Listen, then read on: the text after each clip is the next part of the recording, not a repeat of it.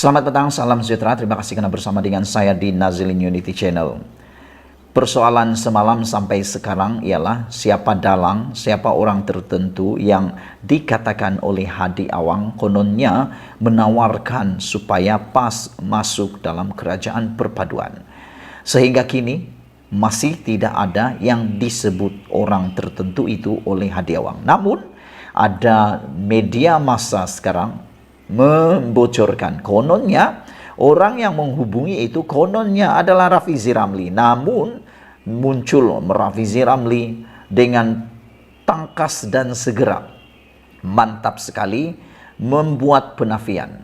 Rafizi mengatakan bahwa PKR tidak pernah menawarkan PAS menyertai kerajaan perpaduan. Rafizi menafikan PKR tawar PAS sertai kerajaan perpaduan. Timbalan Presiden PKR Rafizi Ramli menafikan dakwaan Presiden PAS Tan Sri Abdul Hadi Awang bahwa PKR dan ada menawarkan parti itu untuk menyertai kerajaan perpaduan.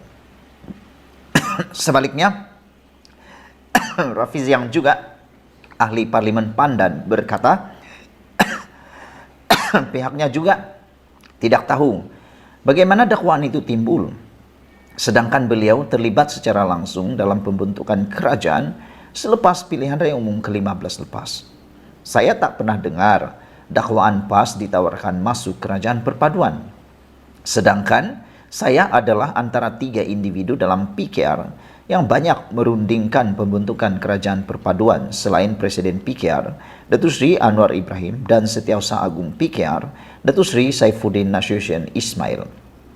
Saya tidak tahu ini cerita zaman bila, tapi saya boleh bagi tahu. Sepanjang saya terlibat dalam pembentukan kerajaan perpaduan, saya tidak tahu langsung tentang perkara ini, tawaran ini, kata Rafizi. Kecualilah ada sesiapa yang lain yang buat tawaran, katanya kepada pemberita di Iskandar Putri hari ini.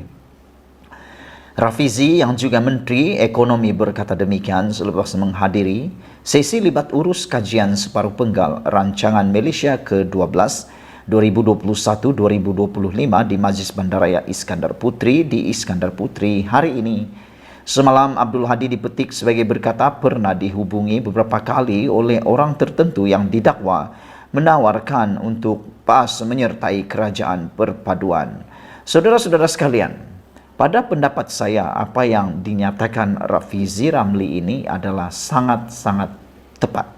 Apabila Rafizi kata, dia tak pernah dengar tentang tawaran yang dikatakan oleh Hadi Awang ini. Dan mungkin apa yang disebut oleh Hadi Awang itu sebenarnya berlaku sejak zaman dahulu kala. Mungkin zaman dinosaur dulu kah, zaman sebelum munculnya paleolitik kah, kita pun tak tahu. Mungkin hanya dia reka-reka kah? Mungkin hanya untuk menarik perhatian PKR kah? Saya pun tak tahu. Ataupun mungkin untuk mewujudkan keretakan dalam PKR dan kerajaan perpaduan kah? Kita pun tak tahu. Kalau ada pemimpin daripada bersatu kata itu adalah strategi Anwar, saya kata mungkin itu adalah strategi daripada PAS. Mungkin itu adalah strategi daripada Hadi Awang. Strateginya untuk mewujudkan perpecahan, mewujudkan salah sangka, strategi mungkin PAS, strategi PAS untuk mewujudkan prasangka negatif antara parti-parti yang ada dalam kerajaan perpaduan. Jadi nasihat saya kepada kerajaan perpaduan, khususnya komponen-komponen parti politik yang ada dalam kerajaan sekarang, kena bersabar. Jangan percaya dengan kata-kata orang di luar daripada keluarga.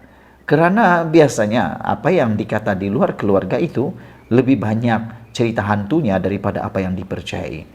Lebih baik percaya apa yang berlaku di dalam rumah sendiri. Jangan menyibuk dengan rumah orang lain, kerana rumah sendiri ada banyak perkara yang nak diperbaiki. Jadi saya gembira apabila saudara Rafizi Ramli membuat penafian ini dengan segera, tidak membiarkan isu ini melarut, tidak membiarkan isu ini terus menghantui parti perpaduan kerajaan dan tidak menghantui pimpinan Perdana Menteri kita Anwar Ibrahim. Ikuti terus ulasan selepas ini dan jangan lupa tinggalkan komen Anda, tekan butang subscribe. Kita jumpa lagi, bye-bye. Jadi sebab itulah ada ramai netizen mengatakan, kalau benar berlaku, jangan cakap-cakap orang tertentu. Jadi orang berani sebut orang tertentu itu. Siapa orangnya? Jadi perkara itu mengatakan, mengaitkan sekali lagi pas dengan permainan 3 kolam. Sekarang bermain dengan Perikatan Nasional. Tapi nak kaitkan diri pula dengan kolam ketiga, yaitu dengan Pakatan Harapan. Tapi jawaban daripada Zahid Hamidi memang padu. Apabila Zahid Hamidi kata, jangan nak perasan. Jangan perasanlah, kata begitu. Zahid kata kepada Hadi, tak payah perasan. Jangan perasan yang Anda ditawarkan sertai kerajaan. Mungkin Zahid Hamidi dah muak. Mungkin Zahid Hamidi dah serik ada kerjasama dengan parti PAS. Sehingga dia kata, jangan perasanlah. Tak payah perasan untuk diajak menyertai kerajaan perpaduan ini. Sebelum kita teruskan, apa pendapat Anda tentang isu dan juga pendedahan Hadi Awang yang mengatakan ada orang tertentu menghubungi dia untuk ditawarkan menyertai kerajaan perpaduan?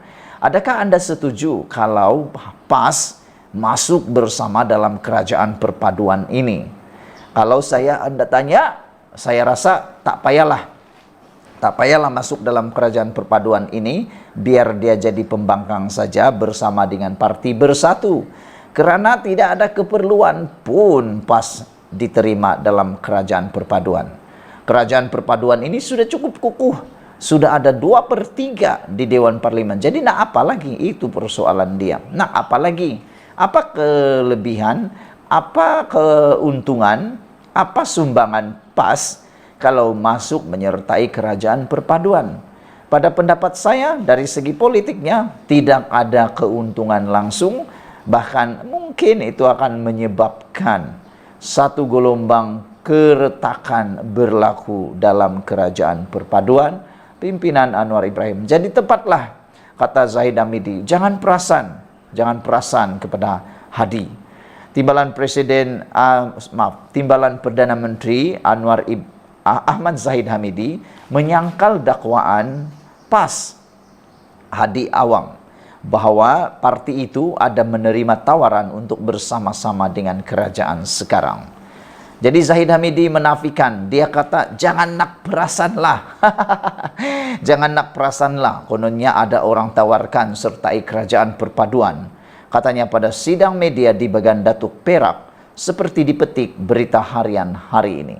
Saya rasa pun tidak akan adalah yang akan menawarkan kerjasama dengan PAS ini dalam kerajaan perpaduan. Karena macam yang saya cakap tadi, apa kelebihan, apa keuntungan kerajaan perpaduan yang ada sekarang kalau PAS masuk menyertai kerajaan perpaduan ini? Tidak ada keuntungan lagi. Sebab 2/3 dah tercapai. Selain itu, kalau benar PAS nak masuk kerajaan perpaduan ini dengan ikhlas dan jujur, sudah lama sepatutnya dia menyertai kerajaan perpaduan ini. Ketika titah ke bawah Duli Yang Maha Mulia yang di Pertuan Agung dahulu lagi nih, sepatutnya PAS dan Bersatu sudah menerima titah nasihat ke bawah Duli Yang Maha Mulia di Pertuan Agung itu. Tetapi macam yang kita tahu, dengan bongkak dan sombongnya Muhyiddin kata dia menolak cadangan ke bawah Duli Yang Maha Mulia di Pertuan Agung itu dengan cara tidak menandatangani cadangan yang di Pertuan Agung untuk membentuk kerajaan perpaduan. Siapa yang tanda tangan? Hanya Anwar Ibrahim yang setuju. Akhirnya mereka kerugian besar apabila yang digendong berciciran, yang dikejar langsung tak dapat. Sehingga kini masih tular dalam media sosial, masih ditroll di media sosial berkaitan dengan kata-kata Hadi Awang mengatakan Kami dah cukup nombor, tak lama lagi nak angkat sumpah di Dewan pula, di Istana Negara. Akhirnya ditroll pula oleh netizen. Mereka kata, iya boleh angkat sumpah di bukan Dewan Istana, tapi Dewan Budaya. Karena mereka mengaitkan dengan lakonan semata-mata. Jadi saudara-saudara sekalian, tiada kelebihan untuk Perikatan Pakatan Harapan maupun Barisan Nasional maupun Kerajaan Perpaduan ini untuk menerima kehadiran parti PAS dalam kerajaan. Jadi ngamlah apabila Zaid kata jangan nak perasan. Zaid berkata demikian ketika diminta mengulas kenyataan yang dibuat Hadi semalam bahawa dia beberapa kali dihubungi oleh orang tertentu yang menawarkan kerjasama dalam kerajaan perpaduan. Zahid berkata, dia tiada pengetahuan dengan perkara itu dan menasihati PAS agar kekal bersama Bersatu dan parti-parti lain dalam Perikatan Nasional. Kata beliau lagi, jangan perasan ada sesiapa nak tawarkan pada Hadi, kata Zahid Hamidi lagi. Semalam Hadi Awang mendakwa dia beberapa kali dihubungi oleh orang tertentu yang menawarkan kerjasama dengan kerajaan perpaduan. Hadi mempersoalkan tawaran itu dengan berkata, ia sepatutnya memberi kelebihan kepada PAS kerana parti itu mempunyai kerusi parlimen lebih banyak daripada parti lain. Nah, nampak kan? Itu kelebihan kepada PAS. Tapi kelebihan kepada Pakatan Harapan, Barisan Nasional, GPS, GRS dan Kerajaan Perpaduan macam tak ada je. Sekian dulu untuk kali ini. Jangan lupa tinggalkan komen anda. Bagi anda yang kali pertama menyertai channel ini, tekan butang subscribe, itu percuma. Dan anda dapat ulasan-ulasan percuma daripada saya. Kita jumpa lagi. Malaysia kita punya, kita jaga sama-sama. Cintai Malaysiaku. Bye-bye.